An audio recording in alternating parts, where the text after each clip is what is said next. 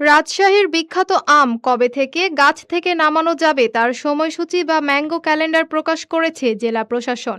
বাজারে যাতে কোনোভাবেই অপরিপক্ক আম ঢুকতে না পারে সেটি নিশ্চিত করতে এই উদ্যোগ নেওয়া হয়েছে।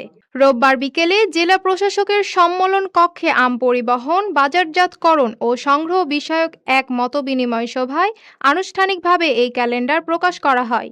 ম্যাঙ্গো ক্যালেন্ডার অনুযায়ী সকল প্রকার গুটি আম 15 মে, গোপালভোগ 22 মে, রানী পছন্দ বা লক্ষণভোগ 25 মে, হিমসাগর বা খেরসাপা 30 মে, ব্যানানা ম্যাঙ্গো বা ল্যাংড়া 10 জুন, আম্রপালি বা ফজলি 15 জুন, বাড়ি আম 4 নামানো হবে 5 জুলাই, আসিনা 10 জুলাই, গৌরমতি 15 জুলাই, কাটিমন ও বাড়ি আম 11 সারা বছর পাওয়া যাবে। সভায় রাজশাহীর জেলা প্রশাসক কাজী শহীদুল ইসলাম জানান, আম চাষি, ব্যবসায়ী ও কৃষি অফিসের সমন্বয়ে এই ম্যাঙ্গো ক্যালেন্ডার তৈরি করা হয়েছে। তিনি হুঁশিয়ারি দিয়ে বলেন, কেউ যেন অপরিপক্ক আম নামিয়ে বাজারজাত করতে না পারে, সেই জন্যই এই ক্যালেন্ডার। এই নির্ধারিত সময়ের আগে কেউ আম নামালে তার বিরুদ্ধে কঠোর আইনগত ব্যবস্থা নেওয়া হবে।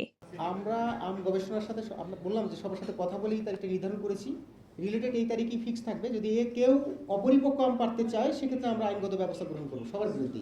হ্যাঁ, এই আমাদের উপজেলা নির্বাহী অফিসার যারা রয়েছেন তারা মনিটর করবেন। আমরা এখানে আমরা ভিজিলেন্স থাকবো। যদি কোনো এই ধরনের কেউ অর্থাৎ কাস্টমারকে ঠকিয়ে, ভোক্তাকে ঠকিয়ে অপরিপক্ক আম বাজারে রপ্তানি করতে চায়, আমদানি করতে চায়, তাহলে আমরা তার ব্যবস্থা গ্রহণ করবো। ধন্যবাদ সবাইকে। মতবিনিময় সভায় রাজশাহী কৃষি সম্প্রসারণ অধিদপ্তর ও ফল গবেষণা কেন্দ্রের কর্মকর্তা, আম ব্যবসায়ী, চাষি এবং কুরিয়ার সার্ভিসের সংশ্লিষ্ট প্রতিনিধিরা উপস্থিত ছিলেন।